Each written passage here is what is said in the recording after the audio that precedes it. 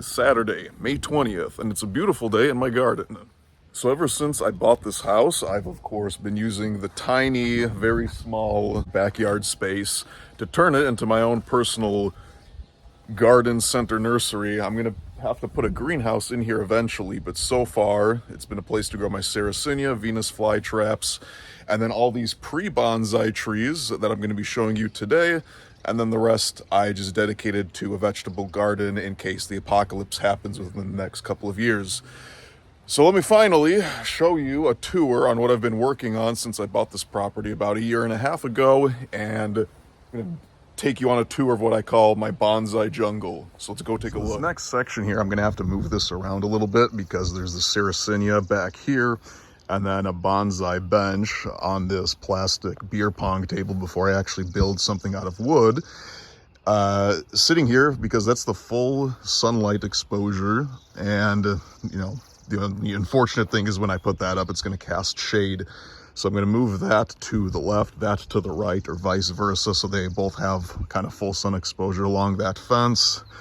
But then, like I said, one day I'm just going to make something more permanent out of wood so it doesn't look too super ghetto. I just put a bald cypress that I'm growing in a container, and there's going to be a place for a purpurea pond, which is currently in the plastic bins here. I'm going to make an in-ground feature pretty soon. And then, of course, this is the main attraction back here, very small garden. I don't know how long that is, maybe 35 meters, something like that. And the main purpose of this, the way it started out, was I have, of course, had all these cheap little seedling trees I bought from the nursery that I want to turn into bonsai one day. And one of the best ways to do that is to plant it in the ground so that the trunk thickens faster. And then, of course, this kind of saves me space on having to store it all for the winter. So eventually I'm going to have to build some kind of shed or just transform my garage into winter storage once all of these are in pots. But currently, the best way to develop material quickly for me is sticking it in the ground. So that's what I've done with all these different varieties. And I can kind of go one by one, explaining what I've got here. This is a wild collected Douglas fir. I'm not going to put it in the ground. It's kind of where I want it in terms of the size of the trunk. It's probably not going to thicken much more because it is an old specimen collected in the wild. So of course it grew kind of a little bit thinner, but I'm going to use that as the main kind of aesthetic of the tree. Not all of them have to have thicker trunks. I think we can work with that style and make something kind of growing off a cliff, which is why I put it in this deeper pot to get these long roots, because I'm probably going to do kind of a root over a rock arrangement. Got a few ginkgo varieties. This one is one of these shorter growing ginkgos. That one is just a regular seedling. I'm keeping both of those in pots for right now. And then we have, I believe this is the jade butterflies variety, also dwarf kind of variety, and then the branching on that was pretty decent. So I'm gonna keep that in the container for right now. Maybe I'm gonna plant it, we'll see. But those are 3 ginkgos I'm working on currently. What I started doing is getting the Japanese black pine seedlings and planting them close to these white pines so that when I want to take a graft, it's going to be much easier to just, clip it here and then graft it right away onto the plant below. And then I propagate these varieties. This one seems a little bit better. The trunk on this one, it's kind of messy as the white pines always are because they have that branching habit where they all tend to grow out of the same area, but with careful pruning, I think we can work with that style and kind of get around it, but we're gonna see. This is the Mugo pine that I worked on a few weeks ago, and I planted it here mainly just due to convenience. I'm gonna keep it in the pot because I think the trunk is as thick as I want it, but it can send some roots out of those drainage holes and get a little bit thicker. And then I also could keep it in this pot, but position it on that angle so the new growth grows at the correct angle that I want it to for the future style. And then in the winter time, all I need to do is just dump some mulch and kind of encircle it, and it'll be fine for the winter, so I don't need to store it in the garage as well. So that's why I chose to bury some of these pots in the ground. It helps develop them, but also since it's remaining in a pot, most of the roots, except for the ones growing out the bottom, are going to stay, compact in that root ball. So then we just dig it up, saw off the bottom roots. It makes transferring one of these into a small pot much easier, but then at the same time, this does help thicken the trunk. These are two fir trees, probably not the best species to be using for a bonsai because the branches are kind of soft and flexible, so wiring may not be so good on these, and then the growth habit, it may tend to kind of just throw the branches out at random directions. But as an experiment, I bought two dwarf varieties just to see if there's any possibility into turning this into something more interesting. Of course, the trunks are super thin, so these are going to be in the ground for probably quite a while before I do anything. A number of these larch, these are American larch, one of my favorite species, and then I kind of regret that I planted them, kind of here and there in this weird serpentine pattern instead of just a row like on a farm or some kind of production field, but it is what it is. I'm gonna get more in the future. These are one of my favorite species to work on. It's been pretty easy and pretty cold hardy since that foliage falls off in the winter time, and overall it's kind of an interesting, deciduous conifer. So here is a lion's head maple. I've got one planted back there, and then this one is in a terracotta pot that I planted into the ground. Kind of the same idea as the previous tree. It's going to send a taproot out that drainage hole most likely, and it'll help thicken up the trunk a little bit. This is going to keep most of the roots towards the trunk, so once we dig it up, it'll be easier to work on. So just got to plant it in the ground like that.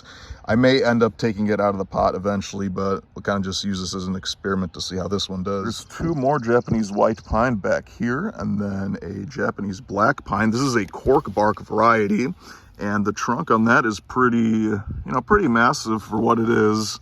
I'm gonna most likely keep this in the same shape that it is now. The branches are kind of thick enough up here towards the apex. We just maybe want to thicken them up down here.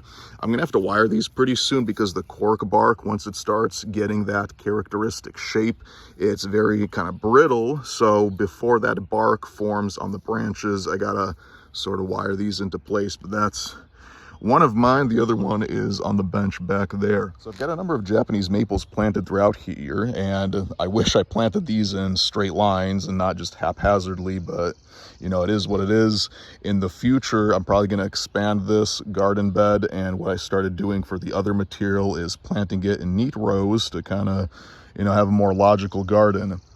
But what I'm going to use these for is mainly grafting material as rootstock to take the branches off of this one and then graft them onto there so that I have this variety.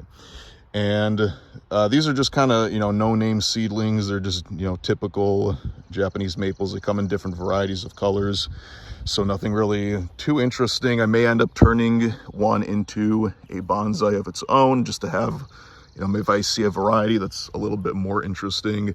This one had kind of pink tips on the edges of the leaves here, but they've gone away as the, season has progressed. So maybe not as interesting a variety as I had hoped. So the other thing is that orange autumn full moon maple.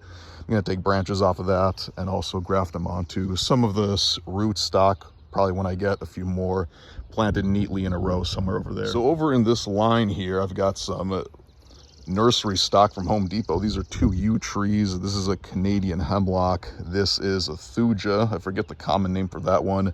Larch dawn redwood. And then this one is a mugo pine, which I thought, was pretty decent when I bought it. Now that time has progressed, a lot of the foliage has gotten away from the trunk, so I'm not actually sure what I'm going to end up doing with this one. Here is one of my favorite trees, one of two, and this is the cedrus. It's a Cedrus libani, and then this one is, I think, Atlantica. They grow pretty slowly, and I have to keep them in these containers because I don't think they're fully cold hardy to my area. So that's going to prevent, the speed that we can grow a bigger trunk on this, but it is what it is. We're going to see if I can get some more lateral branches growing off this way horizontally.